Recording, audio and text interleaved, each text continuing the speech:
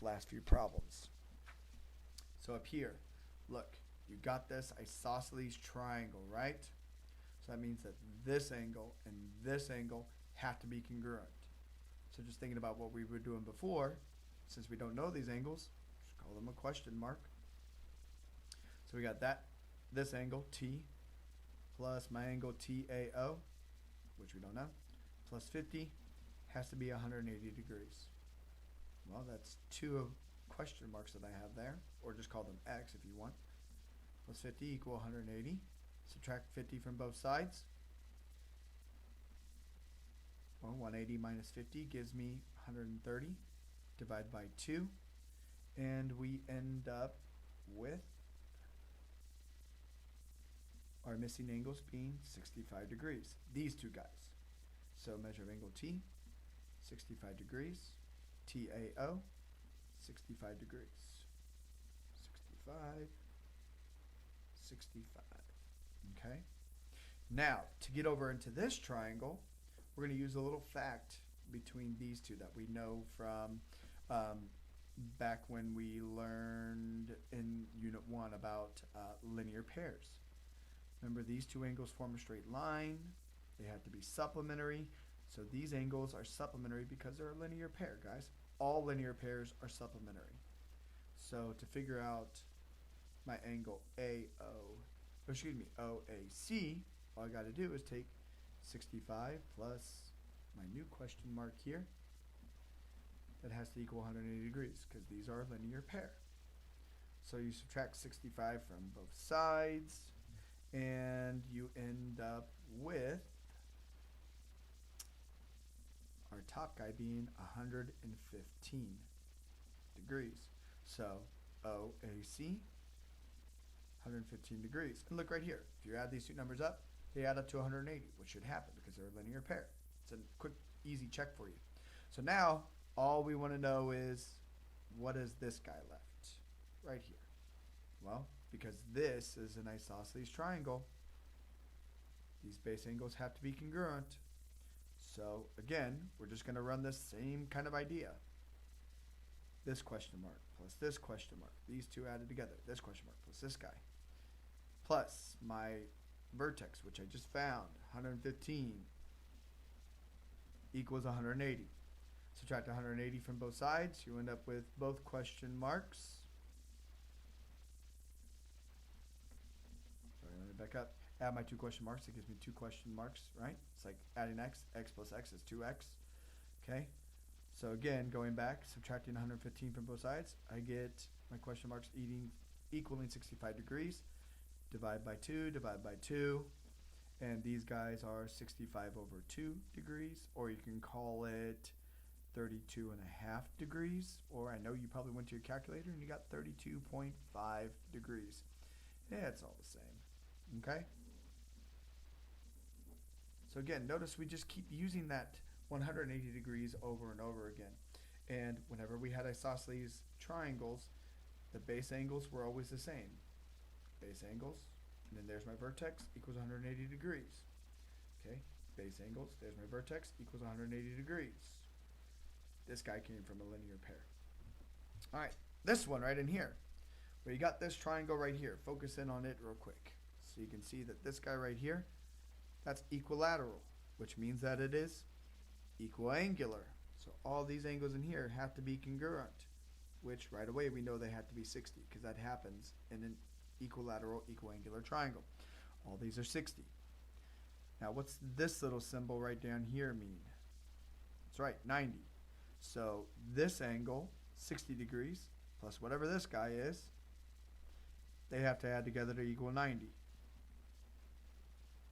Okay?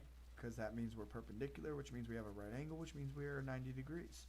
So my missing angle there, after I subtract 60, is 30 degrees. This guy right here is 30 degrees.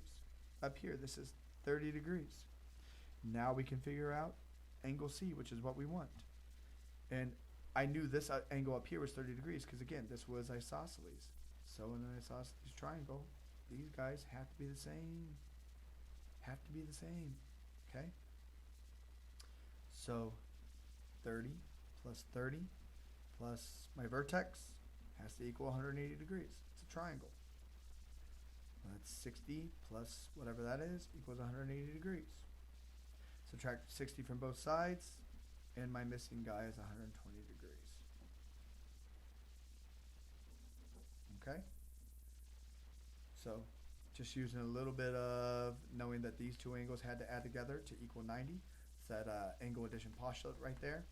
And then using a little bit of my isosceles triangle. Base angles are congruent. And then all these angles in here have to add up to 180. Here's my base angle. Here's my base angle. There's my vertex. Here's my 180. All right, so now you got two more problems left. They're pretty much the same. I'm just not naming the angles this time. All I want you to do is find me the variables. So go ahead, pause the video right now. Try these out. Okay. So, looking at this guy. Again, we've got an equilateral triangle here. When you're equilateral, you're equiangular. So all these angles are the same, which means that they're all 60. Because equiangular triangle is always all 60. Okay? Then just like what we kind of did on number 5 up here, again, look right here. These two angles form this 90-degree edge right here, right? Which means 90 degrees, right angles. So that means that that angle 60 plus x has to equal 90. So subtract 60 from both sides. X is equal to 30 degrees. Y is pretty easy. We now know that this is 30 degrees, right? What do all the angles inside a triangle have to do? They have to add to 180. So to get this guy, it's going to be 30 degrees plus y degrees plus, well, we've seen this symbol lots. That means that that is a right angle. So that means that is 90 degrees equal to 180. 30 and 90 give me 120 equal to 180. Subtract 120. Y equals 60 degrees. So there are your two answers. Again, using equilateral, equiangular triangles, and then from there, a little bit of 90, and then a little bit of triangle sum. Okay? And then the last one. All right. So, well, what kind of triangle is this guy right down here? That's right, it's isosceles. That means this is congruent, and this is congruent, because base angles are congruent. So this angle right here has to be 55 degrees, right? So now we can easily figure out x, because again, we're just going to use our triangle sum. 55 degrees plus 55 degrees plus whatever x is has to be 180. 55 and 55, that gives me 110 degrees plus whatever x is has to be 180. Subtract 110 from both sides.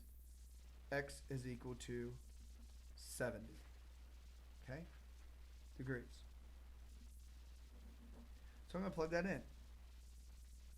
Now, to get this triangle up here, well, there's one thing you got to remember. There's a relationship between these two angles. Back in Unit 1, you should have learned that these two angles right here are congruent because they are vertical. Vertical angles are always congruent. So we now know that this is 70 degrees. Now, working with our top triangle, this is isosceles. Okay? So isosceles means that base angles have to be congruent. So, all we got to do then is take my vertex plus my two angles that are the same. So this is y degrees right here. This guy has got to be y degrees. So it's just y plus 70 equals 180. Y plus y gives me 2y plus 70 equals 180. Subtract 70 from both sides. Y is equal 2y is equal to 110. Divide by 2, y has to be 55 degrees. Again, all we had to do was use isosceles triangles and the fact that their base angles are congruent. Isosceles triangle, base angles congruent. Another isosceles triangle, base angles are congruent. And then we had to use vertical angles to help get us from one triangle to the next. There's always some sort of key that gets you from one triangle to the next. Like in this one was vertical angles. And this guy up here, it was because we had a right angle. And our number 4 example up here, we had a linear pair. We like to do things like that. We like to keep congruent angles or use 90 or use 180 to help give us relationships between one triangle and the next.